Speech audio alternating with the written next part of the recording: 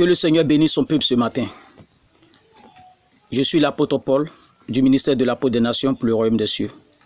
Ce matin, je fais cette prière pour toi qui m'entends, toi qui es couché, toi qui es malade, toi qui crois que le Seigneur Jésus-Christ de Nazareth a donné le pouvoir aux hommes, à ses consacrés, à ses serviteurs, qui les a mis à part, qui les a choisis comme il a dit aux disciples. Ce n'est pas vous qui m'avez choisi, mais c'est moi. Que le Seigneur ait pitié de toi et qu'il t'accorde grâce et miséricorde. De là où tu te trouves, que le Seigneur te visite. Père Céleste, tu as dit dans ta parole, voici les signes et les prodiges qui vous accompagneront. Seigneur, ce matin, je voudrais enseigner ton peuple, Seigneur, sur la guérison.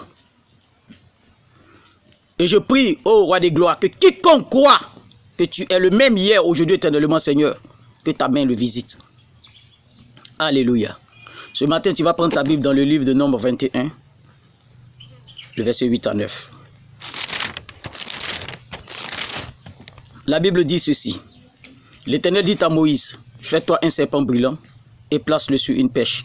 Quiconque aura été mordu et le regardera conservera la vie. Moïse fit un serpent d'airain et le plaça sur une pêche. Et quiconque avait été mordu par un serpent et le regardait le serpent d'airain conservait la vie. Amen. Que le Seigneur bénisse sa parole. Peuple de Dieu, cette parole, elle est prophétique. Il n'y a que les prophètes authentiques. Il n'y a que les consacrés à Dieu, à qui Dieu fait grâce afin d'apporter la révélation de cette parole. C'est pourquoi j'ai dit, je donne pour thème la guérison. Et quand nous lisons l'histoire des enfants d'Israël, nous pouvons voir que Moïse, ayant reçu la révélation du Seigneur, de faire sortir les enfants d'Israël d'Égypte. Et sur cette conduite de Moïse, le peuple d'Israël est sorti dans le désert où il fit 40 ans. Et dans le désert, bien aimé, ils avaient été mordus par des serpents brûlants. Et ils avaient contracté des maladies. Et la Bible dit, bien aimé, que Dieu dit à Moïse, fais-toi un serpent d'airain, afin que quiconque regarde le serpent conserve la vie. Aujourd'hui, bien aimé, l'homme est malade, mais refuse d'aller à l'église pour qu'un serviteur de Dieu prie pour lui. C'est pourquoi aujourd'hui il y a beaucoup de morts dans nos églises. Par contre, d'autres, ils refusent de se déplacer, soit en prétendant que l'église leur a formellement interdit d'aller voir un autre homme de Dieu. Pendant que lui-même il sait que depuis sa maladie, dans le lieu où il se trouve, jamais la maladie n'a bougé d'une seconde. Et il souffre, il est en train de mourir. Il ne peut se déplacer. Pendant qu'il attend que Dieu a visité un tel homme de Dieu, Dieu a visité un serviteur de Dieu, il ne bouge pas. Je voudrais à travers cet enseignement t'édifier ce matin. Quand nous parcourons les Écritures, dans les évangiles, la Bible dit qu'une femme qui avait perdu du sang pendant 12 ans, bien aimé, à cette époque, il y avait les Lévites qui faisaient le sacerdoce. Mais une grande grâce de guérison, de prodiges et de miracles reposait sur Jésus de Nazareth. Elle est allée, parce que c'était elle qui était malade. Elle ne s'est pas dit en elle-même, non, il y a des Lévites, je n'ai pas besoin d'aller voir le Seigneur Jésus.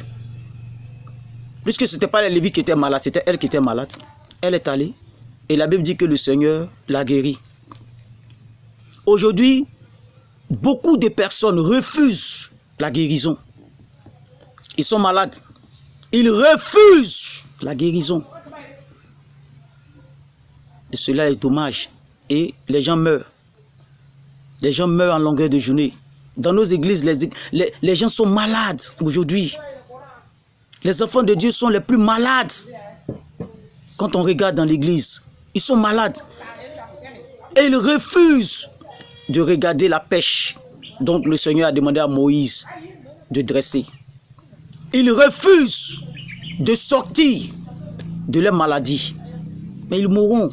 Le Seigneur dit, si notre évangile est voilé, il est voilé pour ceux qui périssent. Gloire à Jésus. Toi qui es malade, tu m'entends. Et tu es dans un lieu. Cela fait des mois, des années, des jours. Et tu ne sens même pas la maladie bouger d'un seconde, d'un doigt. Frère, je t'exhorte à chercher. Car la Bible dit, celui qui cherche, il trouve. Et celui qui cherche, il trouve. Et tu verras la guérison. Dieu, dans ces temps, a consacré des hommes. Donc je suis un. Nous sommes des consacrés à Dieu. Il y a des consacrés que Dieu a mis à part. Il y a des hommes à qui Dieu a donné le pouvoir. Comme le dit Matthieu 10, le verset 1. Je vous donne force et pouvoir de guérir et de chasser les démons. Il y a des hommes qui ont le pouvoir de chasser les démons. Il y a des hommes qui ont le pouvoir de guérir les malades. Au nom de Jésus de Nazareth. Si tu as croisé un consacré à Dieu, frère, quelle que soit la maladie qui se présente à toi, quelle que soit la maladie que tu as, tu guériras. Parce que le Seigneur, il n'est pas seulement resté dans les Écritures comme on le prétend. Il est vrai et il est là. De même qu'il a fait pour Pierre, il fait aujourd'hui pour nous. Il le fait aujourd'hui pour nous. De même qu'il a nourri les enfants d'Israël, il nourrit les enfants de la Côte d'Ivoire. Il n'a pas changé. Mais pourquoi il les a guéris et nous, il ne nous guérit pas? Or, la Bible dit que Dieu ne fait acception de personne. À ce niveau-là, il aura une acception. Gloire à Jésus. Or, notre Dieu est un Dieu juste. De même qu'il a guéri les enfants d'Israël, il guérit les enfants de Côte d'Ivoire, il guérit les enfants du monde entier. Donc, il n'y a pas de raison pour laquelle quelqu'un qui est malade ne reçoit pas la guérison. Mais il n'y a pas de guérison parce que la personne est incrédule. La Bible dit dans le livre de Matthieu, Jésus ne put faire de miracle. Pourquoi? Parce qu'il y avait de l'incrédulité. Si ce n'est quelques personnes au passage qu'il touche afin de guérir. Je dis à quelqu'un qui m'écoute. Je dis à quelqu'un qui m'entend. Tu crois que Jésus est le même hier, aujourd'hui, éternellement. Comme il a dit dans le livre de Hébreux 13, le verset 8. Si tu crois, tu seras guéri. Parce que Dieu m'a oint en tant qu'apôtre des nations. Consacré à son œuvre. Si tu crois, tu seras guéri. Quelle que soit la maladie que tu traverses. Quelle que soit ta situation. Quel que soit ton problème. Si tu crois, tu verras la guérison. Dieu est vrai. Il n'est pas dans les Écritures seulement. Il est là.